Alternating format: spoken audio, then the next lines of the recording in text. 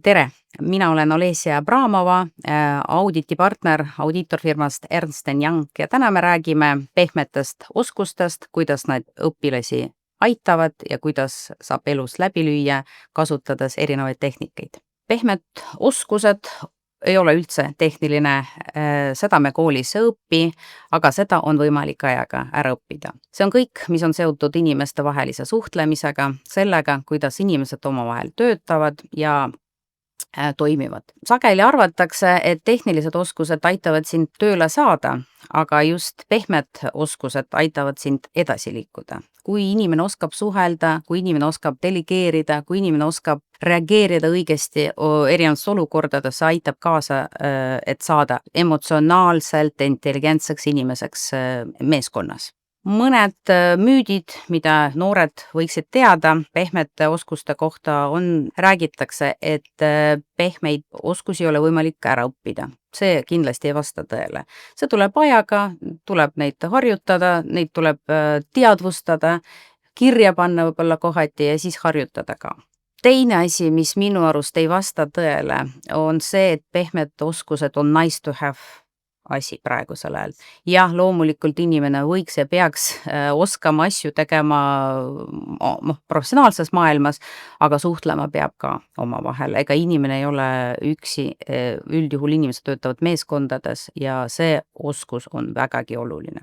Mõned olulised pehmed oskused on minu arust järgmised. Aktiivne kuulamine, reflekteerimine, meeskonnatöö, selleta üldse ei saa praeguses maailmas, suhtlemine meeskonnas, teistega, alluvatega, mida iganes ja kindlasti ka klienditöö, klientidega suhtlemine on see, mis ka viib väga-väga edasi.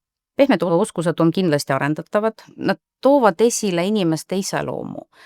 Aegelt on nii, et inimene on sündinud, juba kaasasündinud ja oskab suhelda väga hästi ja mõned ei oska suhelda, seda peabki õppima ja ma arvan, mõned tehnikad, mis aitavad kaasa sellel teekonnal ongi aktiivse kuulamine, harjutamine, empaatiaga kuulamine, osalemine igasugustest esitlustest, ringides, kus saab seda nagu päriselt ka harjutada.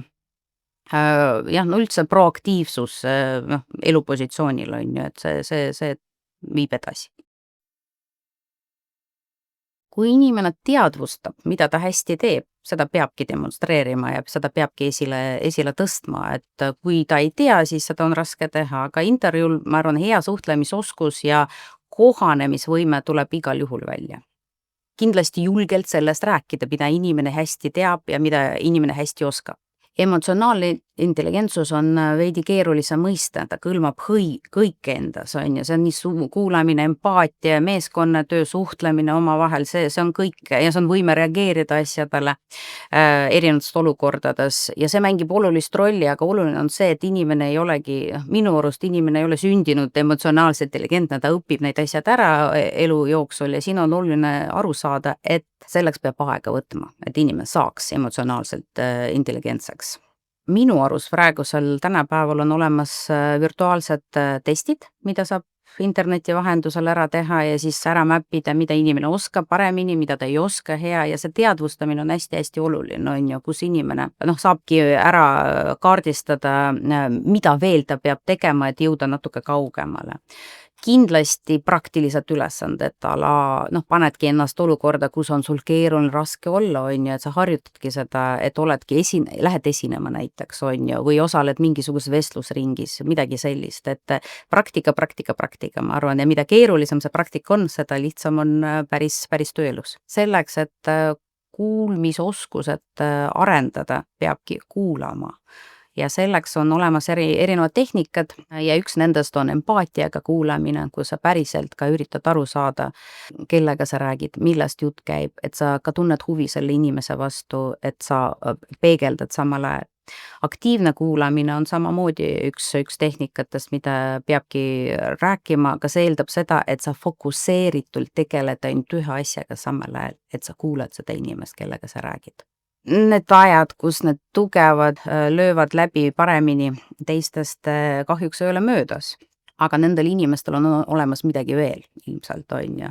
Et neil on olemas esinemisvõime, kus nad kasutavad sõnu teistest paremini ja mõjutavad läbi selle inimesi ja teisi ümberringi. Nad ilmselt oskavad veel midagi, mida teised ei oska, nad ütlevad midagi, mida nad teevad hästi kõva häälega ja see on hästi-hästi oluline, mis tähendabki seda, et praegusel ajal hästi konkurentsi tihedas maailmas on hästi oluline teha seda, mis sulle tõeliselt meeldib, mida sa väga hästi oskad ja sellest ka teistele rääkida. Ja minu soovitus noortele, proovige aru saada, mis on veel puudu, mida arendada ja kuidas veel paremini saada pehmete oskuste arendamisel ja olge julged ja enesekindlad sellel arengul ja sellel teel.